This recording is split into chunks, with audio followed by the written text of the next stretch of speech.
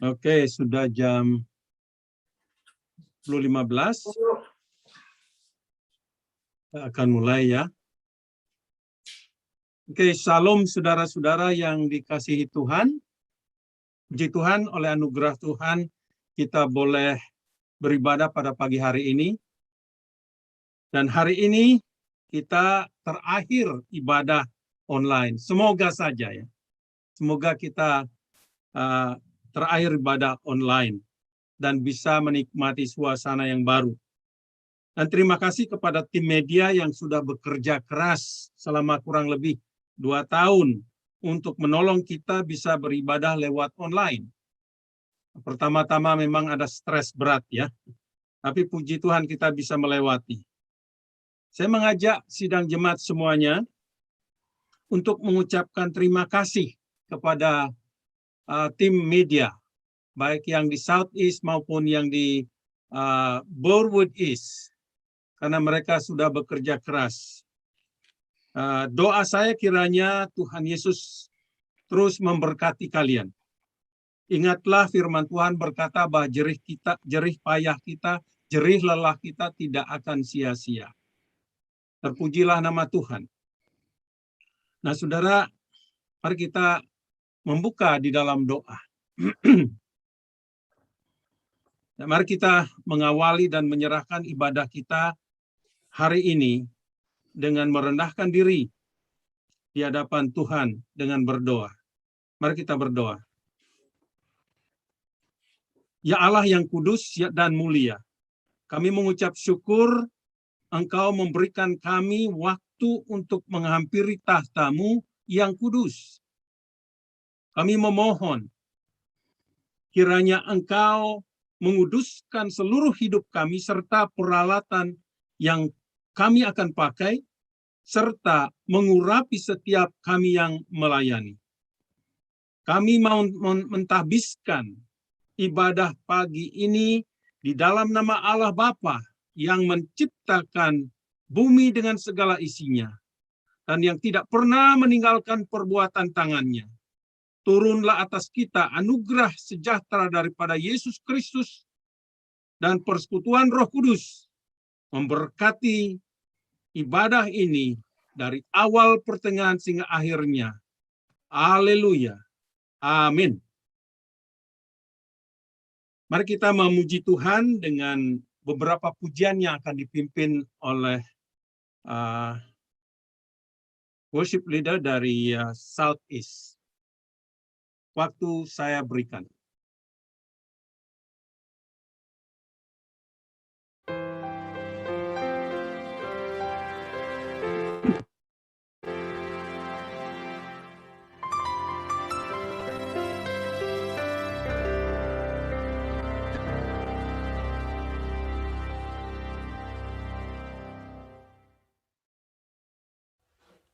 Shalom semua, selamat datang dan selamat bergabung di Crossway Indonesia.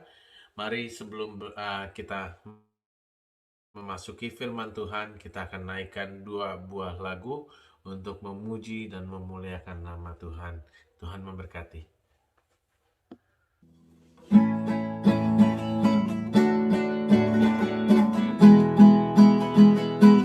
Ku selalu memandang Tuhan, ku selalu memuji Dia.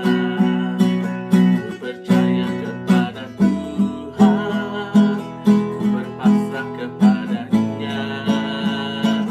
Siang malam ku ingat Tuhan, karena Tuhan pelindungku.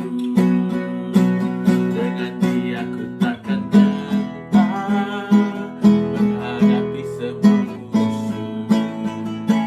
Kiri kananku ada Tuhan, lingku ada Tuhan, dalam hidupku ada Tuhan. Yesus selalu bersamaku.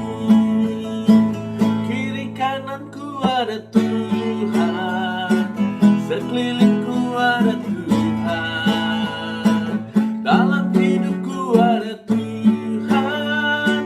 Yesus selalu bersamaku. Ku selalu memandang Tuhan, Tuhan, ku selalu memuji Dia. Ku percaya kepada Tuhan, ku berpasrah kepada-Nya. Siang malam ku ingat Tuhan, karena Tuhan pelindungku. Dengan Dia ku takkan gentar menghadapi semua musuh. Kiri kananku ada Tuhan, sekelilingku ada Tuhan, dalam hidupku ada Tuhan. Yesus selalu bersamaku. Kiri kananku ada Tuhan, sekelilingku ada Tuhan, dalam hidupku ada Tuhan. Yesus selalu bersamaku. Yesus selalu bersamaku. Yesus selalu bersamaku.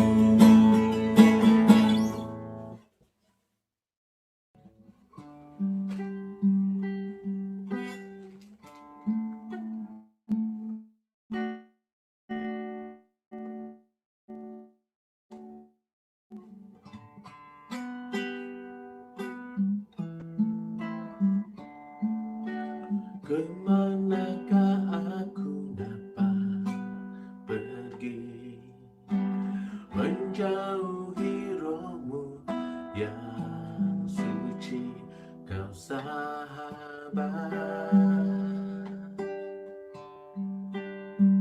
dan kau dekat.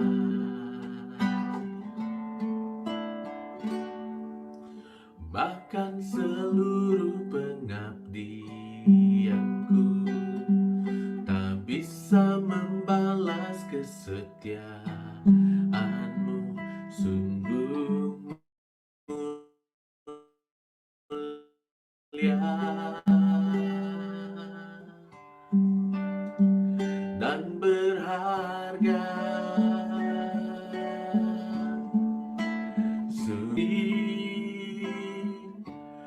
Sungguh besar, sungguh indah yang kau pikirkan tentangku,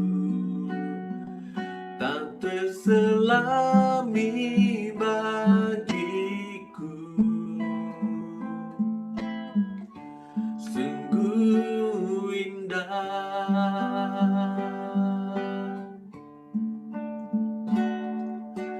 bahkan seluruh pengabdianku tak bisa membalas kesetiaanmu. Sungguh mulia dan berharga.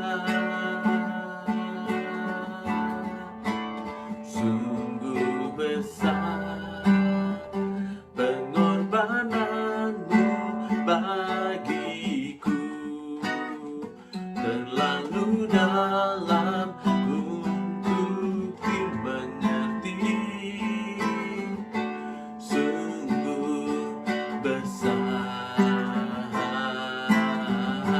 sungguh indah yang kau pikirkan tentangku, tak terselami bagiku. Oh, sungguh indah, sungguh besar pengorbananmu bagiku.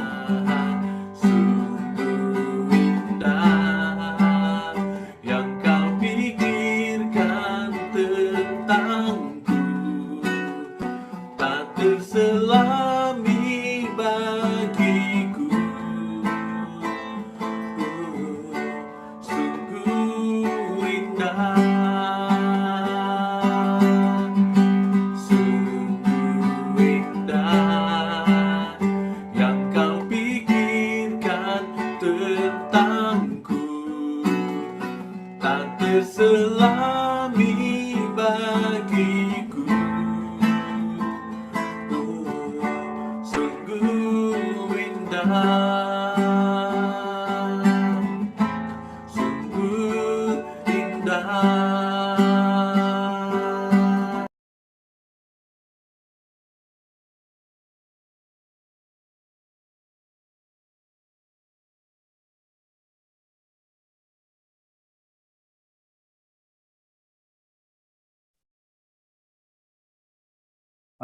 Saya akan menyampaikan pengumuman ya. Hari ini kita akan dilayani oleh hamba Tuhan, Mira the Fourth. Ini untuk kedua kalinya Mira bersedia melayani kita. Atas nama jemaat dan pengurus jemaat, kami menyampaikan terima kasih yang sebesar-besarnya. Tuhan kiranya memberkati pelayanan dan keluarga kalian, supaya Tuhan terus memakai dengan luar biasa, sehingga banyak jiwa dimenangkan. Nah, saudara, sebelum kita mendengarkan khotbah yang akan di-share oleh Mira, saya ada satu pengumuman penting mengenai ibadah di Southeast. Nanti akan ditayangkan, mohon saudara Halim untuk menayangkan di share screen ya. Pengumumannya. Saya bacakan ya. Iya, terima kasih. Oke, terima kasih. Nah, saudara, mengingat jemaat Indonesia Southeast merupakan bagian dari jemaat Inggris di Southeast, maka berikut keputusan rapat yang kami ambil pada rapat hari Sabtu tanggal 6 November kemarin. Yang pertama itu, jemaat Inggris Southeast akan mulai ibadah di gedung sekolah pada akhir Januari atau awal Februari 2022. Alasan mereka karena masih banyak dari anggota jemaat mereka yang tidak mau divaksin. Untuk sementara, mereka akan ibadah di rumah-rumah dan sebagian mereka juga akan mengikuti ibadah di Burwood East, yaitu di Sentral. Nah, jemaat Indonesia, Tuhan sudah ada di slide sana. Jemaat Indonesia Southeast diizinkan memulai ibadah tanggal 27 November, akan tetapi syaratnya, ada syaratnya saudara, harus bersedia membayar $300 setiap minggu. Ini termasuk ongkos sewa gedung $150 per minggu dan ongkos membersihkan gedung itu $150. Dan juga saudara-saudara harus menangani sekolah minggu sendiri, mengingat tidak ada bahasa Inggris. Nah, saudara, mengingat $300 cukup banyak jumlahnya, maka dalam rapat kami putuskan selama jemaat Inggris Southeast belum memulai, maka jemaat Southeast diharapkan mengikuti ibadah di Burwood East pada jam 1.30 siang. Secara khusus mereka yang punya anak-anak kecil, karena saya minta Ibu Robin bersedia nanti untuk mengajar anak-anak sekolah minggu.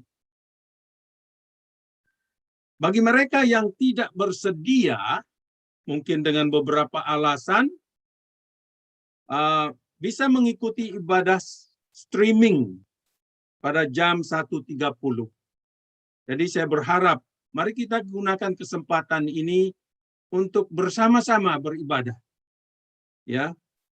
Kemudian selama jemaat Inggris Southeast belum adakan ibadah di gedung maksud saya, jemaat Indonesia Southeast akan mengadakan ibadah kelompok atau ibadah keluarga secara kelompok kecil. Sebulan sekali sehingga kita bisa tatap muka, ya kita bisa berfellowship. Demikian pengumuman yang saya sampaikan, biarlah ini menjadi perhatian. Tolong saudara-saudara yang tidak hadir di ibadah ini, yang hadir tolong meneruskan pengumuman ini kepada mereka supaya tidak ada timbul pertanyaan-pertanyaan lagi. Oke, terima kasih atas perhatiannya. Tuhan memberkati. Saya serahkan kembali kepada Halim. Noni.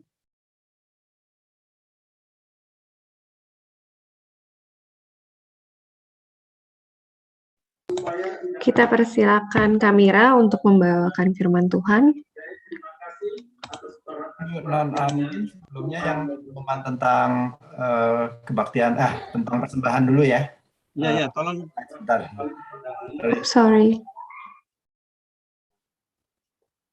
Gimana?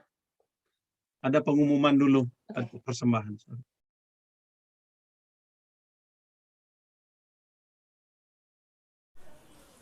Berikut cara memberikan persembahan melalui Crossway website. Di dalam Crossway website, Bapak Ibu dapat scroll ke bawah dan memilih Give Online di bawah kolom Gratitude and Generosity. Terdapat dua pilihan yang dapat Bapak Ibu lakukan. Pertama adalah tithes yang ditujukan ke General Fund dan offering ke Kingdom Fund. Untuk saat ini, saya akan memilih General Fund. Kita akan ditujukan ke dalam halaman PushPay. Bapak Ibu Saudara dapat memilih untuk memberikan hanya satu kali saja, atau Bapak Ibu dapat men-setup untuk pemberian rutin pada setiap minggu, setiap 2 minggu, setiap bulan, atau pada setiap tanggal 1 dan 15 di setiap bulannya. Untuk saat ini, saya akan memberikan satu kali ini saja. Di dalam kolom Giving Type, Bapak Ibu dapat memilih Asian Languages Campus Tithes. Di dalam komen, Bapak Ibu masukkan Indonesian Offering.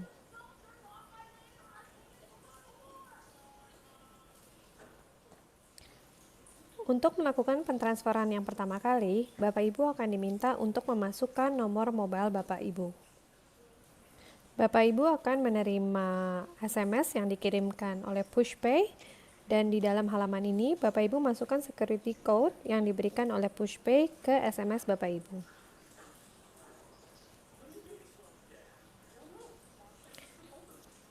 Bapak Ibu dapat memberikan persembahan melalui beberapa metode, yaitu melalui credit card atau metode-metode yang tersedia di dalam pilihan PushPay. Setelah Bapak Ibu melakukan pembayaran, Bapak Ibu akan menerima confirmation email yang dikirim oleh PushPay ke email Bapak Ibu Saudara. Selamat mencoba!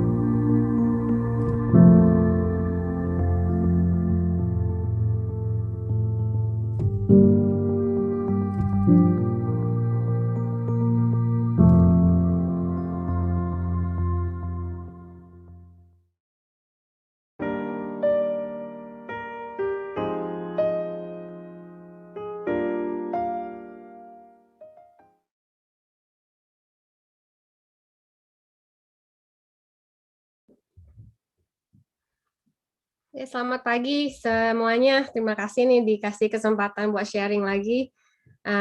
Aku doa dulu deh sebelum mulai. Bapa yang di surga, terima kasih buat kebaikan-Mu dan Kau Allah yang baik, Kau Tuhan yang menyediakan, Kau Tuhan yang just really kind and good and generous. Just really want to invite your spirit to come. Biar kau yang beracara hari ini, biar Roh-Mu yang berbicara hari ini. Di dalam nama Tuhan Yesus, amin. So aku bakal share screen, mau mulai dengan suatu video yang singkat.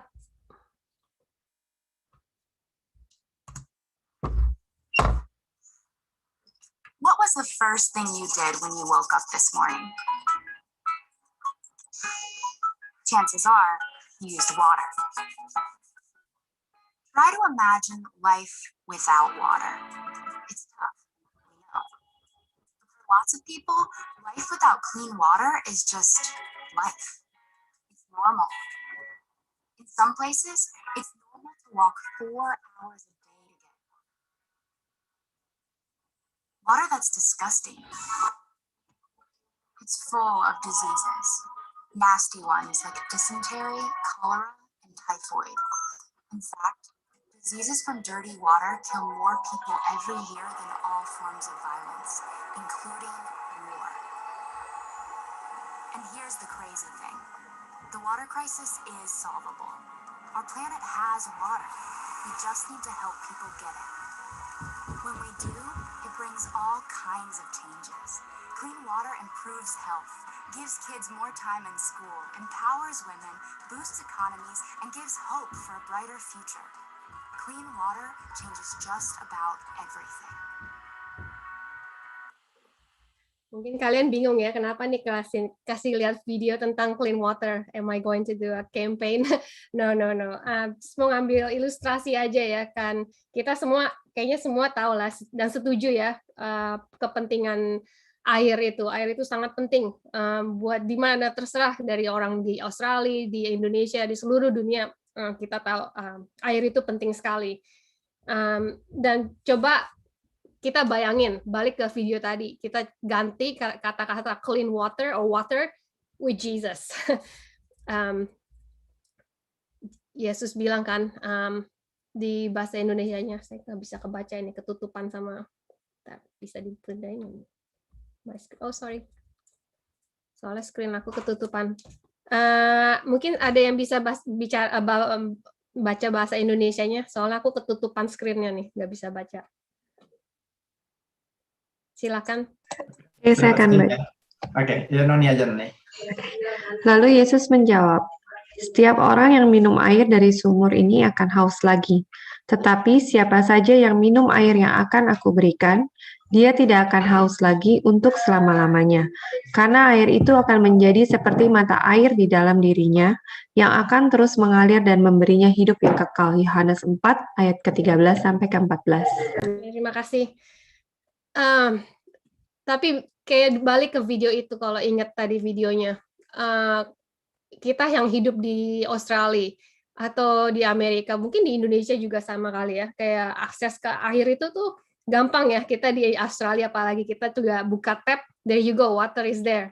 Kita bakal even bisa minum langsung dari tap water, amazing.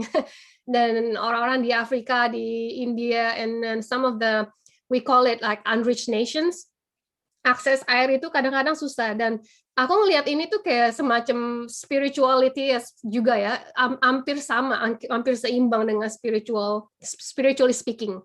Kita di Australia, orang-orang untuk akses ke gospel tuh begitu gampang. Kita banyak toko buku, ada toko buku kurung, gereja di mana-mana ngejubrak di Australia, banyak sekali. Dan banyak orang-orang di suku-suku terjangkau, akses ke gospel itu little to none. And Jesus also says in John 7, bisa ada lagi yang bisa volunteer bacain Yohanes 7. Oke, saya bacain ya. Siapa saja yang haus di antara kalian, datanglah kepadaku untuk minum. Seperti tertulis dalam firman Allah, orang yang percaya kepadaku, dari dalam hatinya akan mengalir aliran-aliran air yang memberi hidup. Yohanes 7 ayat 37 sampai 38. Nah, kalau kita tahu, terima kasih buat bacanya. Kita tahu kalau manusia butuh air, dan saya berani bilang air kehidupan yang Tuhan Yesus bisa berikan itu lebih penting, sepenting mungkin lebih penting daripada kebutuhan air dari manusia. Dan kita tahu banyak orang di luar di sana, bahkan di Australia pun masih banyak orang yang mungkin nggak pernah dengar berita baiknya Yesus. Dan bagaimanakah ini? This is the big question. Bagaimana kita bawa atau mengalirkan air ini kepada orang-orang yang masih lost, masih belum mengenal Yesus dan lost and dying world? Ada yang bisa mau jawab? Menurut scripture ini gimana Yesus bilangnya? How do we do it? Silakan kalau mau bisa jawab kira-kira?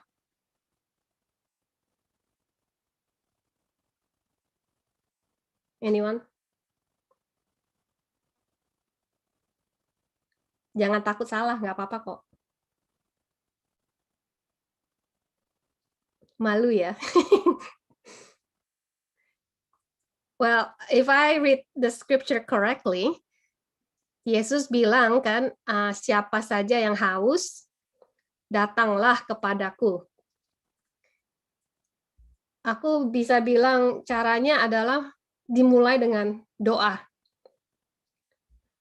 Dan Tuhan Yesus sudah mengajar kita juga. Dia bahkan mengajar ini dalam buku Matius, bagaimana kita harus berdoa. Ada yang bisa baca dengan bahasa Indonesianya ini? Ada volunteer lagi?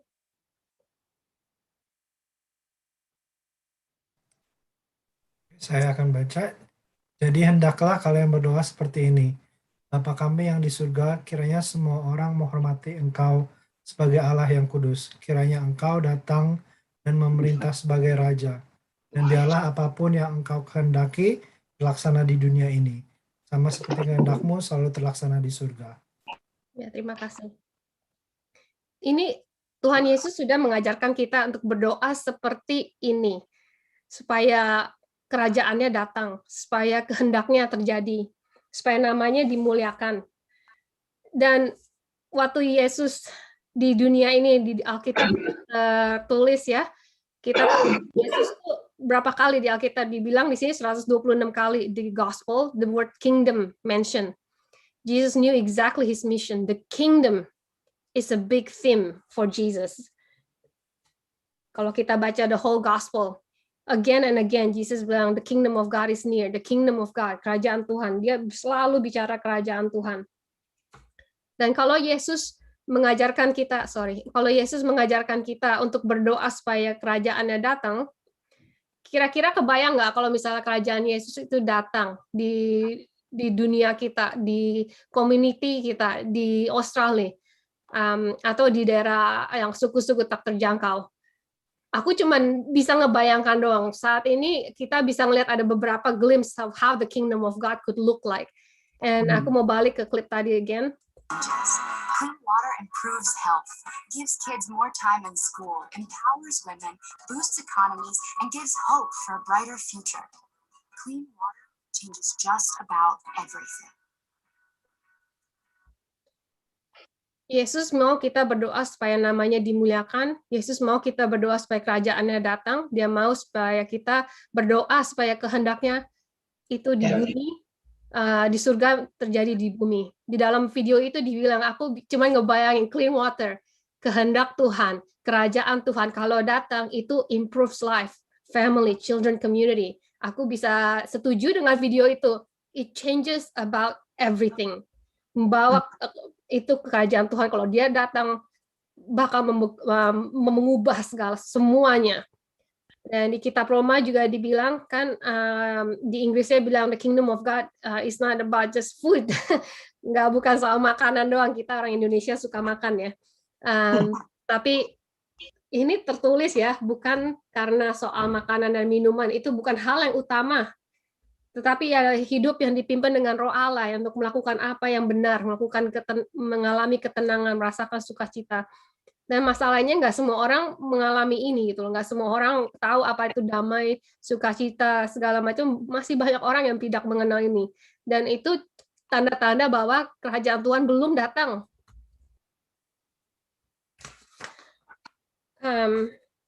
Alkitab juga bilang again, aku bawa bring this up again. Tadi udah dibaca ya. Siapa saja yang haus untuk datang kepada Yesus kan? Dan dari situ dia bilang dari dalamnya akan mengalir aliran-aliran air. Jadi kalau kita datang ke Yesus kan, kita berdoa ke Yesus, itu Yesus tuh bakal mengalirkan kehidupannya dia. Emphasize the word mengalir, flow. Remember that, keep that in your mind, flow. Ini aku tinggal di Dandenong. Ini daerah ini namanya Dandenong Police Paddock. Aku dan keluarga aku sering banget ke sini. That's my dog, Maxi. This crazy Kelpie. But see the difference. on the left ini ada, they call it Dandenong Creek. Ini baru tadi pagi aku foto. Airnya mengalir deras banget. Dan sebelah kanan ini adalah they call it in English like a pond ya. Pond apa tuh? Apa sih? Kolam lah, kolam. Semacam kolam. Perbedaannya drastis banget kan. Kalau kolam itu airnya tuh stagnan. Dan kita sebagai dog owner, aku bicara dengan ada dog owners, dia bilang, yeah, don't let your dog drink from the pond because the water is not good.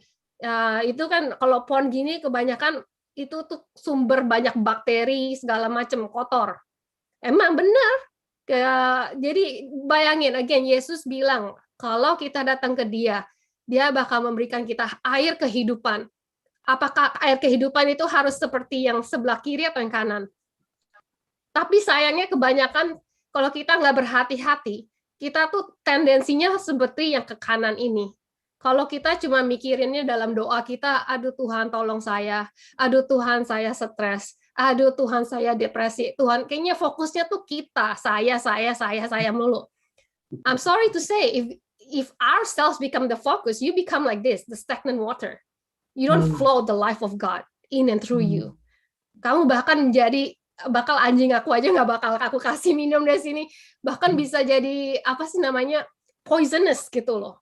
Jadi kita bukannya jadi berkat, kita bisa kebalikannya.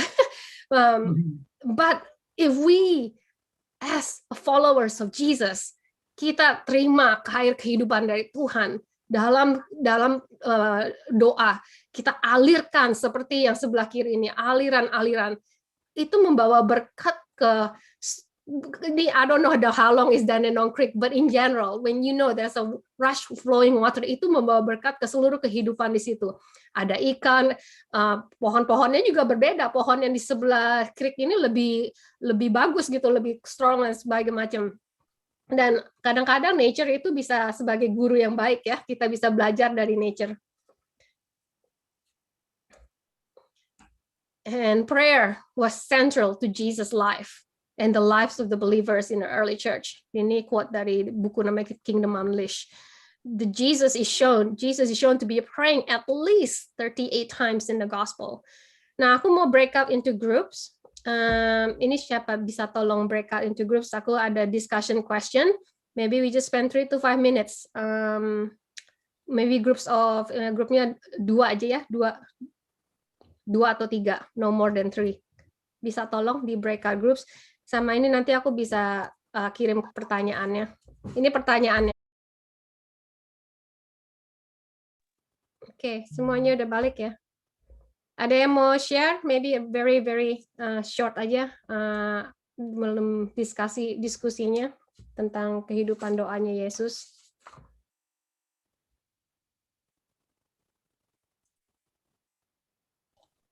It's okay, maybe satu orang bisa share. Silakan Hans dari grup kami. Oh, sorry. Tadi makanya okay, go ahead. So yeah, prayer is central for Jesus' life. Jadi setiap kali Jesus wants to perform his ministry, entah itu milih para rasul, itu dia selalu berdoa sebelum dia menyembuhkan orang sakit, dia juga berdoa, dan it's basically central for part of his ministry, dan dia lakukan itu sebanyak mungkin dia bisa lakukan, even if it's an important decision, it takes him the whole night to share. Well, thank you. Very, very good. Okay, I'm gonna break out room again. This time aku mau lihat kehidupannya para rasul gereja early church. Similar, tolong buka ayat ini, and then according to the scriptures, how did the disciples value prayer? How often do they pray? What is the role of prayer in the early church? Kita punya hanya 10 partisipan. Oh, oke. Ya, ada yang mau sharing lagi? Mungkin somebody else dari grupnya tadi.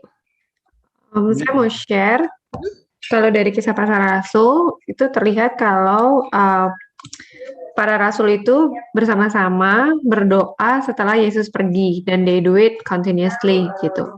since Jesus left them. Ya, constant ya, di bahasa Inggrisnya bilang constant continuous prayer. Aku bakal move on. According to history, every major revival and every movement of the Spirit was preceded by long, intense prayer. And aku mau cerita ini Moravians. I don't know, kalian pernah dengar nama ini belum? Ini di tahun 1724. 24 orang perempuan dan 24 orang laki-laki form a group called Moravian di Germany. Mereka setuju untuk mengadakan 24 jam, 7 hari, hours prayer chain. Jadi mereka doa seterusnya selama 24 jam dalam 7 hari. Dan praktis ini berlangsung lebih dari 100 tahun. Lebih dari 100 tahun, kebayang nggak? Dan out of this prayer meeting, the Moravians mendapat panggilan untuk pergi ke jadi misionari. Di sini tahun 1700-an.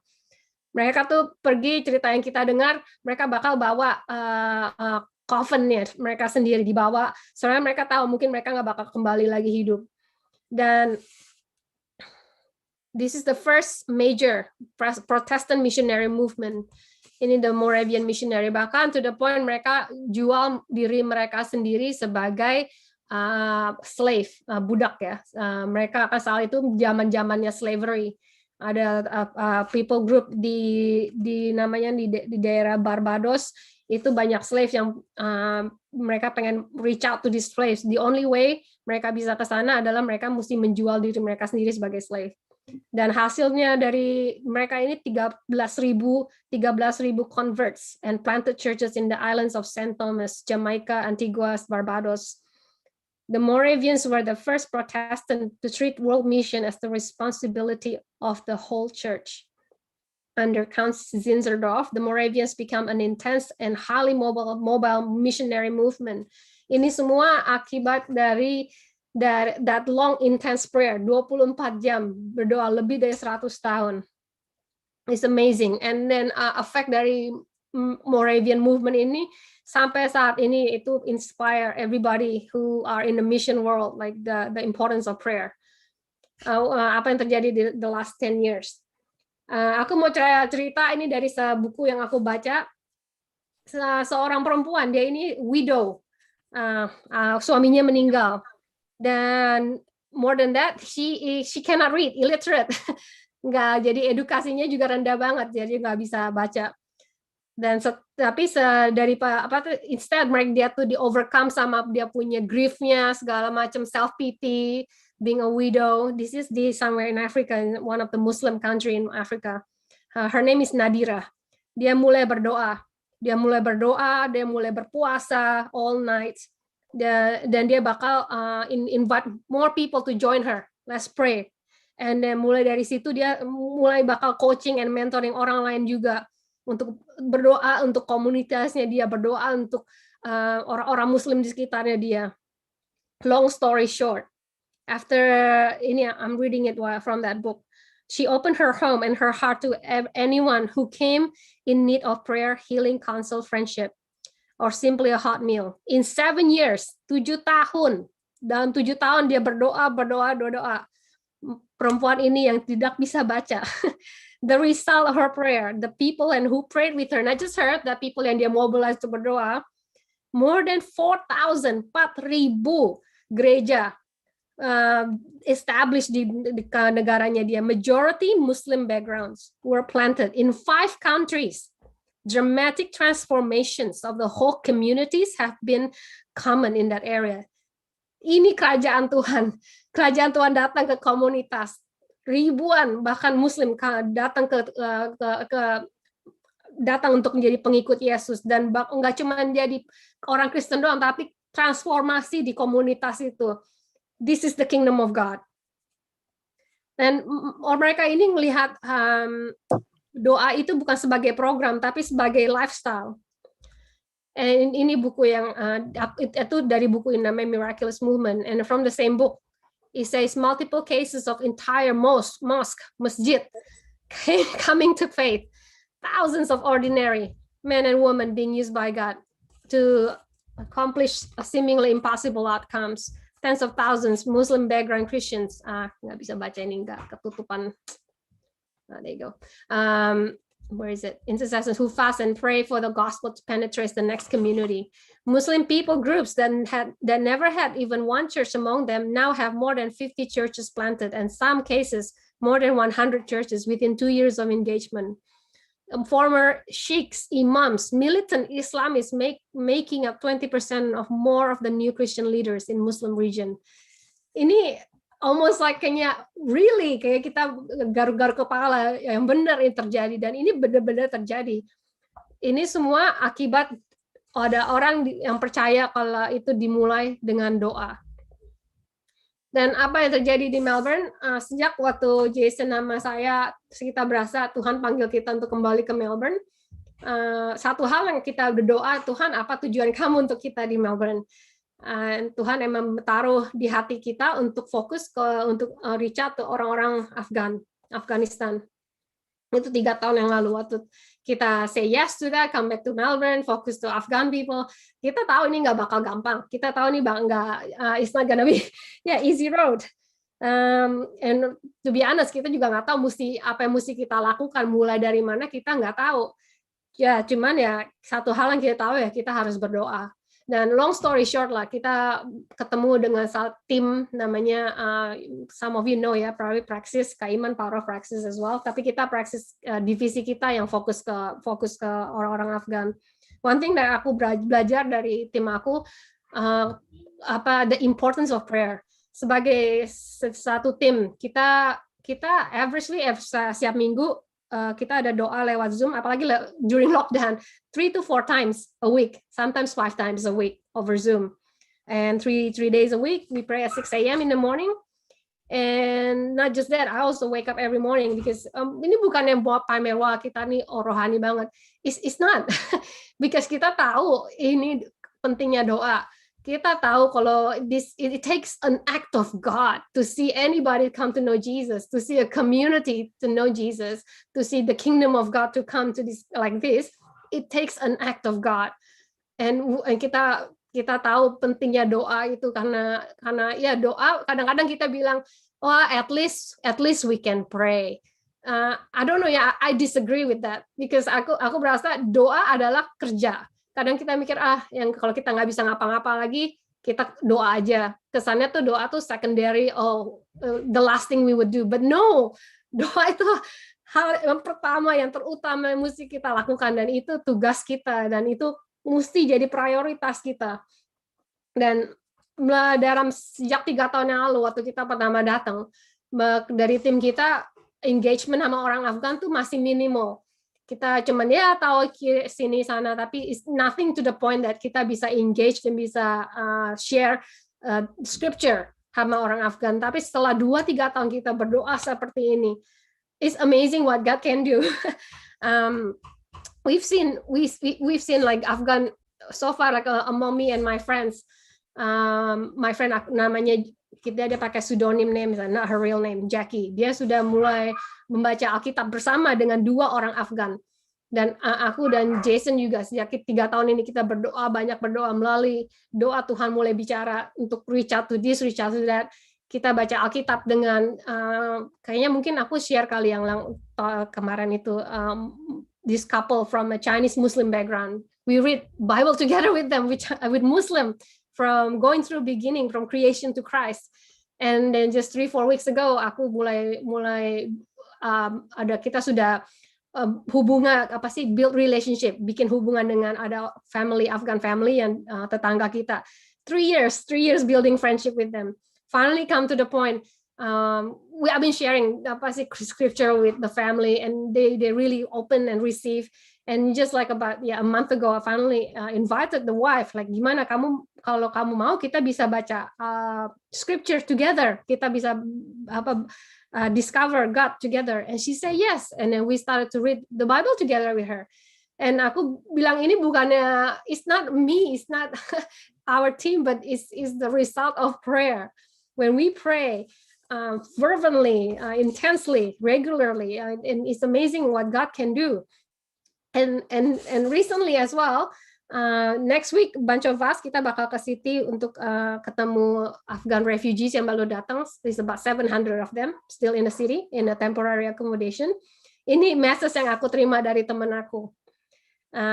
Dia bilang pretty much, dia bilang there's this Afghan organization called the Baba Mozari Foundation. This is what my friend wrote me.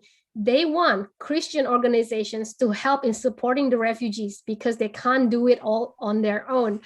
Kita cuma like, what? That's amazing. An Afghan organization, a Muslim organization, dia bilang dia pengen kita supaya membantu dia. Dia tahu kita Kristen, tapi dia mau kita bantu mereka. Dan aku cuma bisa bilang ini hasil doa ya. Ini semua terjadi karena kita semua berdoa. Dan to be honest, we're not happy where we're at right now. I mean, I'm happy all these opportunities is great. Thank God for it. Tapi it's not the full extent of the kingdom of God that we're still praying. Karena kita berasa kadang doa tuh seperti well drilling kan tadi video tadi kan soal ngambil air kan. Again balik ke ilustrasi sumur, gali sumur.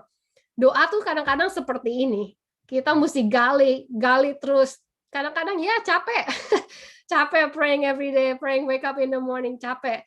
Tapi kita tahu maksudnya ini kita terus berdoa sampai ke yang sumber air itu, sampai kita bisa meraih sumber air itu, sampai kayak di video tadi pas sumber air keluar komunitas diberkati, hidup bisa diubah.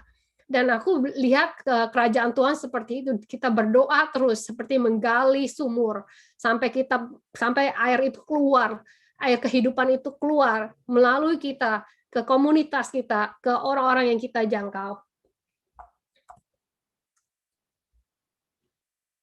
Dan mungkin ya kita bingung, mungkin ada kalau kamu mungkin nanya, apakah berarti kita cuma doanya buat orang lain doang?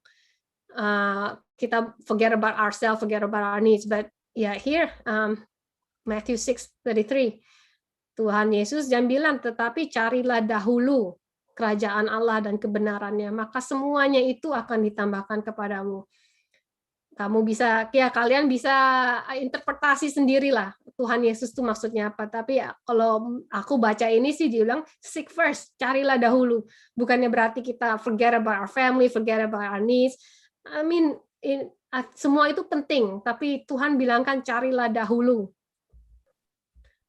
So, in conclusion, God's kingdom, kerajaan Tuhan dan kehendaknya Dia, kita bisa tahu itu melalui doa. Apa yang Tuhan mau kehendaki di dunia ini? Bagaimana kerajaan Tuhan itu akan terlihat? Melalui doa, kita doa terus supaya kerajaannya datang, supaya kehendaknya terjadi di bumi seperti di surga. Aku suka Tuhan Yesus bilang, Yesus menggunakan kata-kata bumi. Dia nggak ngomong kata-kata supaya His will be done in my life. He didn't say that dalam hidupku, supaya kehendakmu terjadi di dalam hidupku. No, He say on earth. I think to me, aku melihatnya itu is not about us. It's not about when we pray. It's not about us making our will, me. It's about His will to be done on earth. Di bumi ini, di seluruh suku bangsa, di seluruh komunitas. Dan kayak di video itu bilang, it changes about everything. Dan I don't know about you, but aku kalau ngelihat Australia, aku ngelihat Afghan komunitas, aku ngelihat keluarga aku semua, aku berasa Tuhan, aku melihat hanya glimpse kerajaanmu yang baru datang, very glimpse. It's not to the full extent where I can see community transform. Aku mau akhiri dengan ayat dari Hebrew 11. I forgot to add it in. It's just something that came to my mind right now. Bilang kalau faith itu sepertinya kita to see things on the unseen kan. Faith is aku buka deh, sorry. Ada yang punya Alkitab nggak? Tolong buka dong Hebrew 11. It's just something that came out to my mind. Ada yang punya Hebrew 11? Ibrani ya? Hebrew apa sih? Ibrani. Ibrani. Ya, tolong dong bacain yang ayat 1 aja, ayat 1.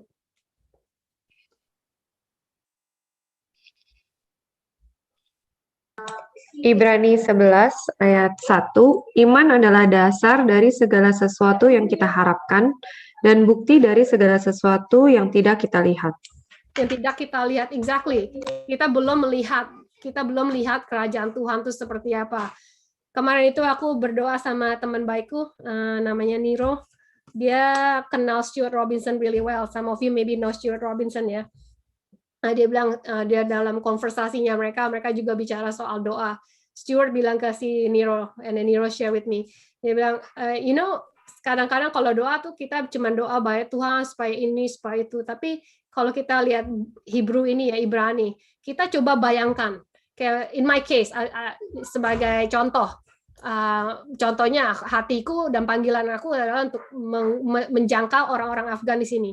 Jadi aku tuh membayangi kalau kerajaan Tuhan tuh datang di komunitas Afgan, it would look like what? To me, when I imagine that, aku melihat keluarga itu bakal ada restorasi, bakal reduce domestic violence, because very common there's domestic violence. There will be healing dari depression, anxiety, and PTSD. Most Afghan people that we know suffer a great deal of depression and PTSD.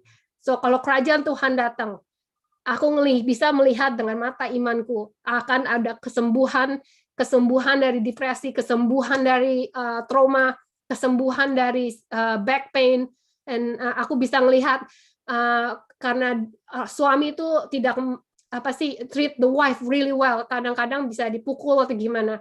Aku membayangkan suami itu bakal kneel down ke wife-nya, bisa say, I'm sorry, forgive me. Itu aku membayangkan semua itu di mataku, di mata rohaniku. Aku membayangkan keluarga Afgan dengan keluarga lain, 2-3 keluarga kumpul bersama, duduk di lantai, mereka baca Alkitab bersama, menyembah Tuhan bersama dengan bahasa mereka.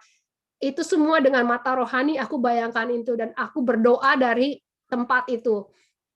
Dan aku juga mau challenge kalian, kalau kerajaan Tuhan datang di keluarga kamu, di komunitas kamu, di Indonesia, bayangkan dengan mata rohani kalian, how would it look like? And pray from that place. Dan di buku Ibrani bilang kan, kita dengan iman kita berdoa supaya itu terjadi.